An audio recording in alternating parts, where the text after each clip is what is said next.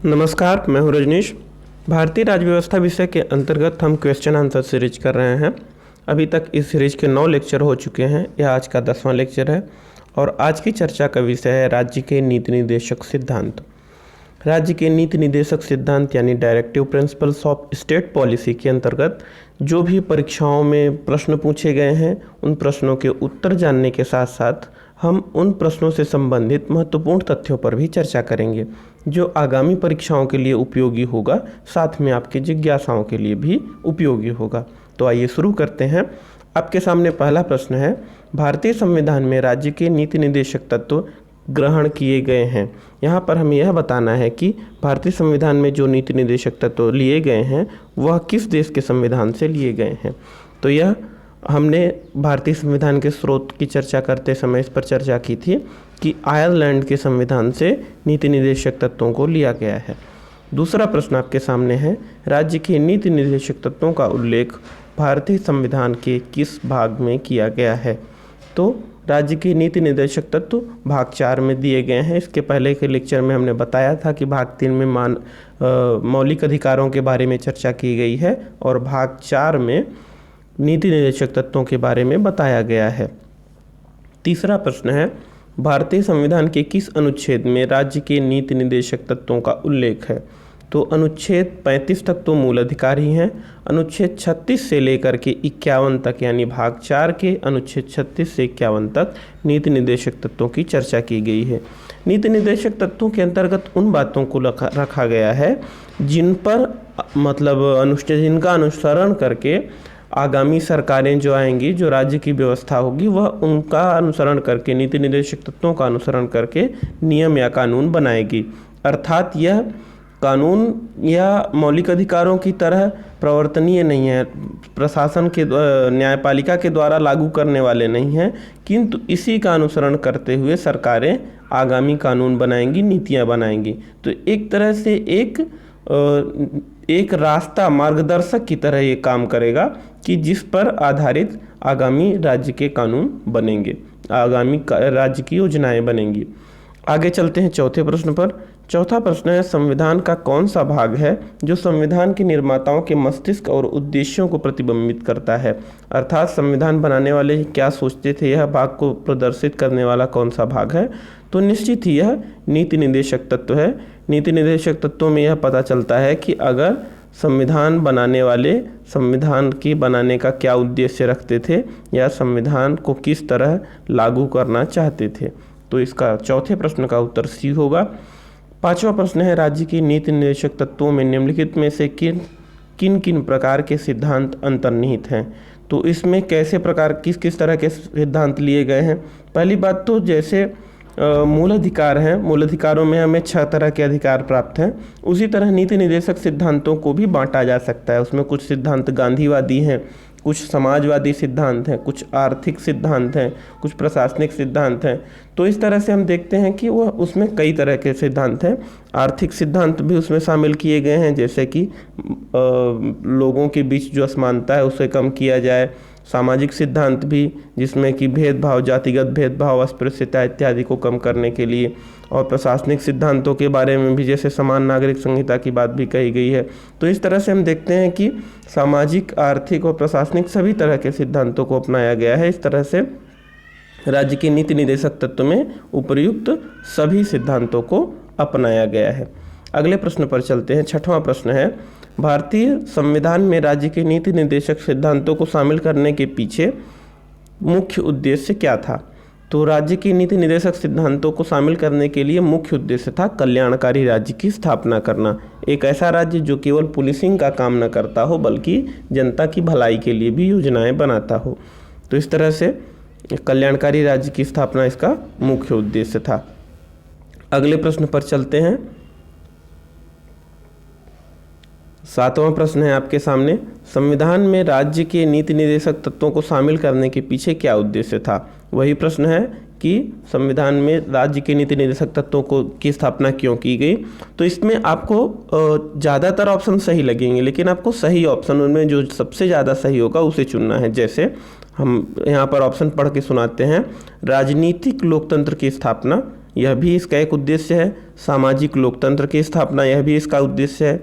सामाजिक आर्थिक लोकतंत्र की स्थापना, और चौथा ऑप्शन है गांधीवादी आदर्शों के अनुरूप लोकतंत्र की स्थापना। तो इनमें से चारों ऑप्शन में से कोई गलत नहीं है, लेकिन जो ज़्यादा सही ऑप्शन है वह है सामाजिक आर्थिक लोकतंत्र की स्थापना, यानी 7वें प्रश्न का आंसर सी होगा। 8वां प्रश्न है, निम्नलिखित में से किसने नीति निर्देशक सिद्धांतों को बैंक की सुविधा अनुसार देय उत्तर दिनांकित चेक कहा है? तो एक बात इसके बारे में हम बता दें कि जो केटी शाह थे, केटी शाह ने इसे कहा था कि ये एक ऐसा चेक है जिस पर डेट नहीं पड़ी है और यह बैंक की सुविधा के अनुसार है। जब बैंक के पास धन उपलब्ध होगा तब वह इस चेक का भुगतान करेगा। तो इस तरह से इसे केटी शाह ने ऐसे चेक के बारे में कहा। इसका वास्तव में ऐसा उद्देश्य भी है नीति निर्देशक सिद्धांतों का, क्योंकि नीति निर्देशक सिद्धांतों में जो भी बातें कही गई हैं उन्हें मानने के लिए राज्य तुरंत बाध्य नहीं है, किंतु जब राज्य के पास संसाधन उपलब्ध होंगे तो उन बातों को मानने के लिए या उनके बारे में योजनाएं बनाने का प्रयास राज्य करेगा। तो एक तरह से एक ऐसा चेक है जिसका भुगतान तब होगा जब बैंक के पास पैसे होंगे। 9वें प्रश्न पर चलते हैं। 9वां प्रश्न है, किस संविधान संशोधन अधिनियम ने राज्य के नीति निर्देशक तत्वों को मौलिक अधिकारों की अपेक्षा अधिक प्रभावशाली बनाया? अब इसके बारे में एक बात बता दे रहे हैं कि सामान्यतया मौलिक अधिकारों को ज़्यादा महत्वपूर्ण समझा जाता है और नीति निर्देशक तत्वों को कम। उसका कारण यह है कि अगर मौलिक अधिकार जो हैं उन्हें न्यायालय द्वारा लागू करवाया जा सकता है, किंतु नीति निर्देशक तत्वों को लागू करने के लिए आप न्यायालय नहीं जा सकते, अर्थात वह प्रवर्तनीय नहीं है। अब ऐसी स्थिति में आपको लग रहा होगा कि यह 9वां प्रश्न थोड़ा सा अलग है।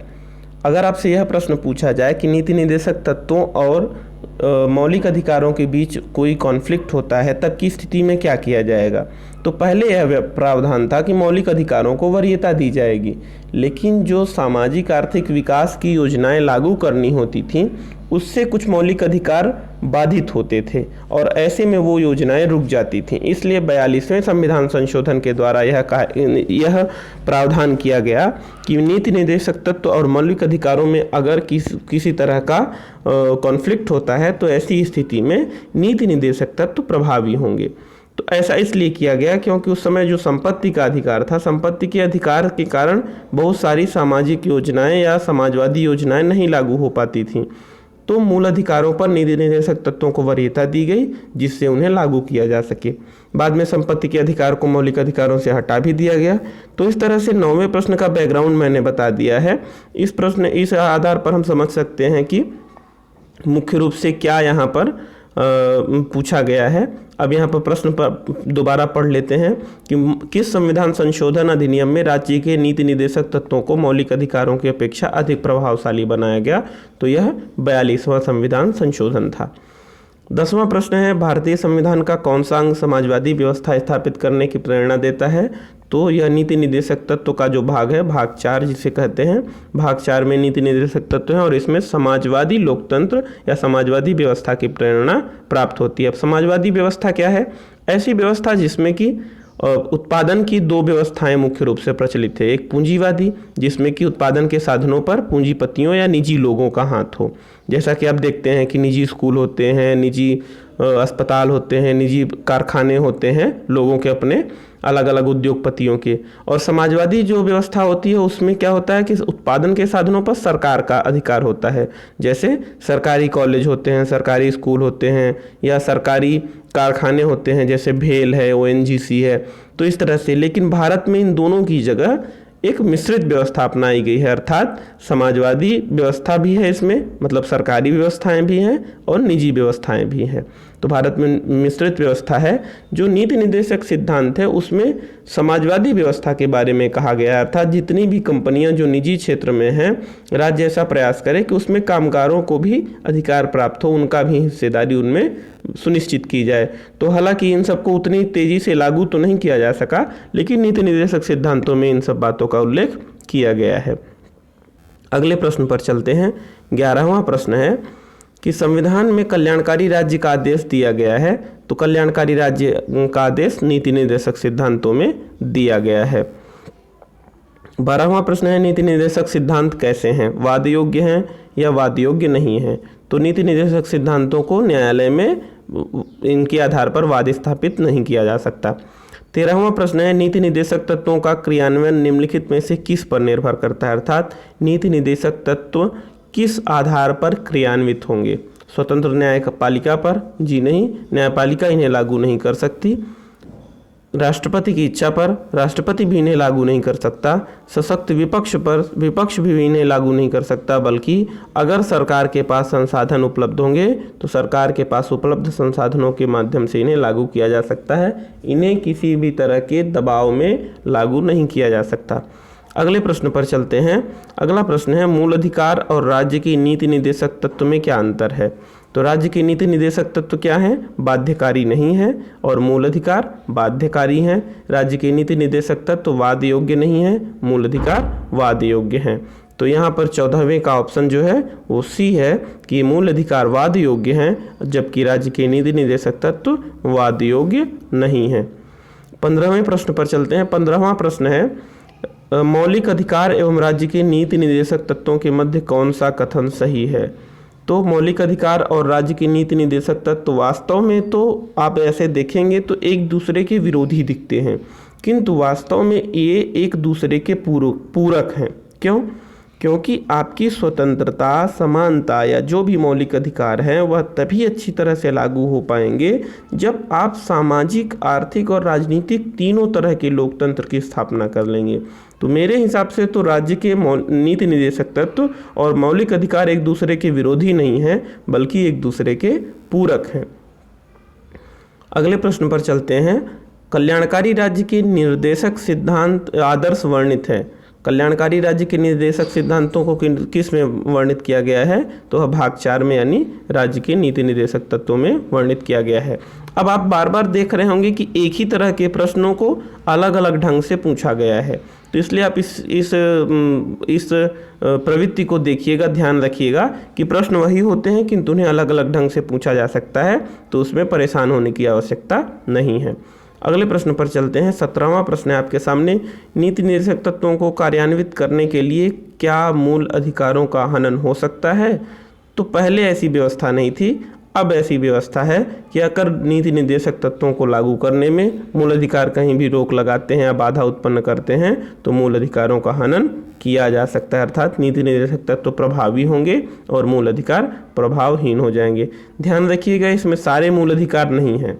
ठीक, सारे मूल अधिकार का मतलब अनुच्छेद 21 के अंतर्गत जो मूल अधिकार दिए गए हैं, जीवन का अधिकार अनुच्छेद 20 और 22 के अंतर्गत जो मूल अधिकार दिए गए हैं वह अलग हैं, उनका हनन नहीं किया जा सकता। किंतु अगर मूल अधिकार और नीति निर्देशक तत्वों के बीच किसी भी तरह का मतभेद या विरोध होता है तब की स्थिति में मूल अधिकारों का हनन किया जा सकता है।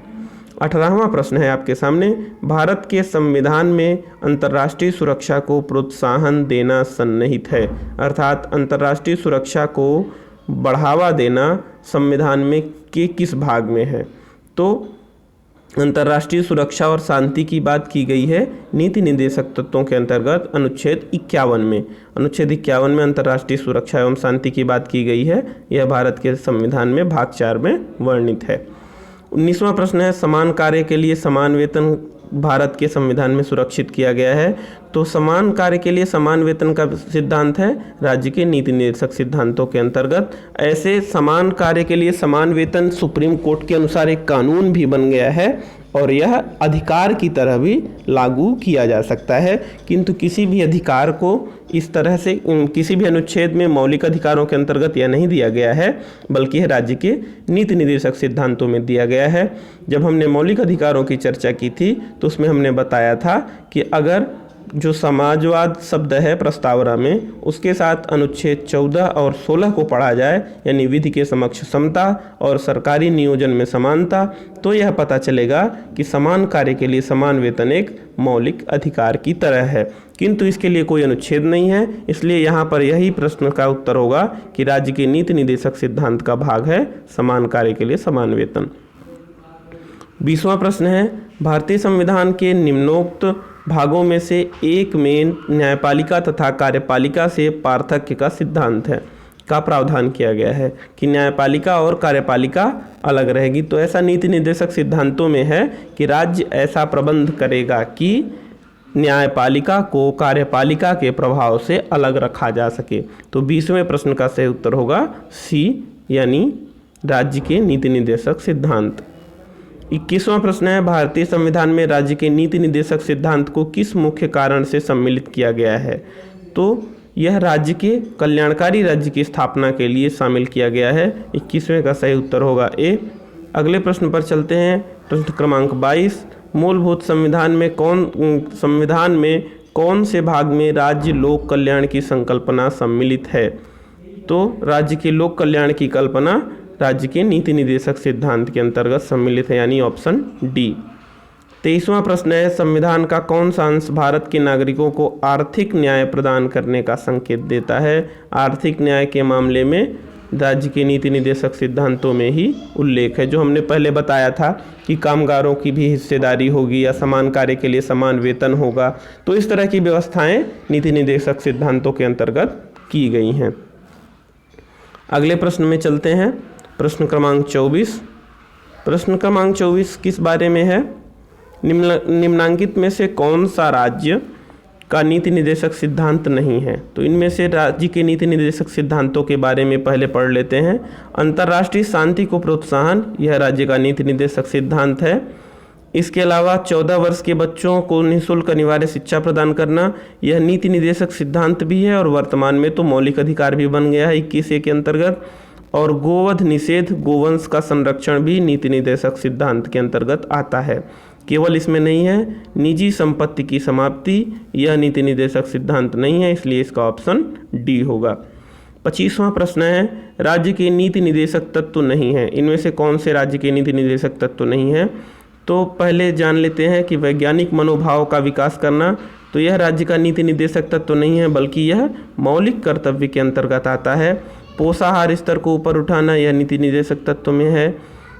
कमजोर श्रेणियों के आर्थिक हितों को बढ़ाने की बात भी नीति निर्देशक तत्वों के अंतर्गत है। और कार्यपालिका से न्यायपालिका को अलग रखने का प्रावधान भी नीति निर्देशक तत्वों के अंतर्गत है। इस तरह से 25वें प्रश्न का सही उत्तर होगा ए, वैज्ञानिक मनोभाव का विकास करना यह नीति निर्देशक तत्व नहीं है, बल्कि मौलिक कर्तव्य के अंतर्गत आता है। 26वां प्रश्न है, राज्य के नीति निर्देशक तत्व में क्या शामिल है जो मूल अधिकार में नहीं है? तो मूल अधिकारों को हम अलग छांट लेंगे तो हमें पता चल जाएगा मूल अधिकारों में क्या क्या आता है। अस्पृश्यता का उन्मूलन, यह मूल अधिकार है, 17 अनुच्छेद 17। आने जाने की स्वतंत्रता अनुच्छेद 19, यह भी मूल अधिकार है। धर्म की स्वतंत्रता अनुच्छेद 25, यह भी मूल अधिकार है। और कुटीर उद्योग को प्रोत्साहन, यह मूल कर्तव्य, यह नीति निर्देशक तत्वों के अंतर्गत आता है, यह मूल अधिकार नहीं है। इस तरह से कुटीर उद्योगों का प्रोत्साहन यह सही ऑप्शन होगा।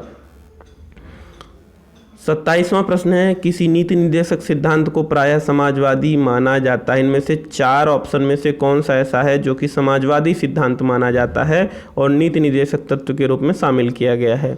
तो यहाँ पर ग्राम पंचायतों का गठन है, जो स्थापना है, यह गांधीवादी सिद्धांत माना जाता है। गोवध पर प्रतिबंध, यह भी गांधीवादी सिद्धांत ही माना जाता है। अंतर्राष्ट्रीय शांति एवं सुरक्षा को प्रोत्साहन, यह समाजवादी तो नहीं लेकिन अंतर्राष्ट्रीय शांति का वो है। इसका सही ऑप्शन होगा 27वें प्रश्न का सही ऑप्शन होगा आय की असमानताओं को कम करना, यानी 27वें का डी, यह एक समाजवादी सिद्धांत माना जाता है। 28वां प्रश्न है, निम्नलिखित निर्देशक सिद्धांतों में से कौन सा सिद्धांत है जिसे गांधीवादी सिद्धांत माना जाता है? तो श्रमिकों के बच्चों का संरक्षण, यह एक समाजवादी सिद्धांत है। ठीक, स्वशासन के प्रभावी एकलों के रूप में ग्राम पंचायतों का गठन, ग्राम पंचायतों का गठन जो है वह गांधीवादी सिद्धांत है। इसके अलावा पुरुषों एवं महिलाओं के लिए समान कार्य, यह भी समाजवादी, समान कार्य का समान वेतन यहाँ पूरा नहीं लिखा हुआ है, तो समान कार्य के समान वेतन की बात भी, यह भी सामाजिक न्याय की बात है। और कार्यपालिका से न्यायपालिका का पृथक, यह उदारवादी दर्शन की बात है। तो इस तरह से जो गांधीवादी दर्शन है, इसमें गांधीवादी सिद्धांत है वह है बी, स्वशासन के प्रभावी एकलों के रूप में ग्राम पंचायत का गठन। 29वां प्रश्न है आपके सामने, नीति निर्देशक तत्व का महत्व किसके लिए है? तो नीति निर्देशक तत्वों का महत्व है राज्य के लिए, क्योंकि राज्य ही है जो इससे दिशा निर्देश प्राप्त करेगा और नीतियां बनाएगा। अगले प्रश्न पर चलते हैं। अगला प्रश्न है 30, भारत के किस राज्य में समान नागरिक संहिता लागू है? समान नागरिक संहिता सदैव से भारतीय संविधान के नीति निर्देशक तत्वों में रही है और वर्तमान में उसे एक कानून के रूप में लागू करने की बात हो रही है। तो यह पहले से ही एक राज्य में लागू है, उस राज्य का नाम बताना है। वह राज्य है गोवा। गोवा में समान नागरिक संहिता लागू की गई है। 31वां प्रश्न है, राज्य के नीति निर्देशक सिद्धांतों के अनुसार किस आयु तक के बच्चों को निःशुल्क एवं अनिवार्य शिक्षा देने की आशा की जाती है? तो इसमें 14 वर्ष तक की आयु के बच्चों को निःशुल्क एवं अनिवार्य शिक्षा की बात कही गई है। राज्य के नीति निर्देशक सिद्धांत किस प्रकार के मौलिक अधिकारों से भिन्न है? तो राज्य के नीति निर्देशक सिद्धांतों को मौलिक अधिकारों से क्या अंतर है, यह बताना है कि नीति निर्देशक सिद्धांत हमने पहले ही बताया था कि यह वाद्य योग्य नहीं होते हैं, न्यायालय द्वारा प्रवर्तनीय नहीं होते हैं, जबकि मूल अधिकार वाद्य योग्य होते हैं, न्यायालय द्वारा प्रवर्तनीय होते हैं। तो 32 का सही ऑप्शन होगा सी, यानी नीति निर्देशक सिद्धांत प्रवर्तनीय नहीं है और मूल अधिकार प्रवर्तनीय है। अगले प्रश्न पर चलते हैं। 33वां प्रश्न है, भारतीय संविधान के कौन से संशोधन द्वारा टकराव की दशा में राज्य की नीति निर्देशक तत्वों को मूल अधिकारों पर वरीयता प्रदान की गई?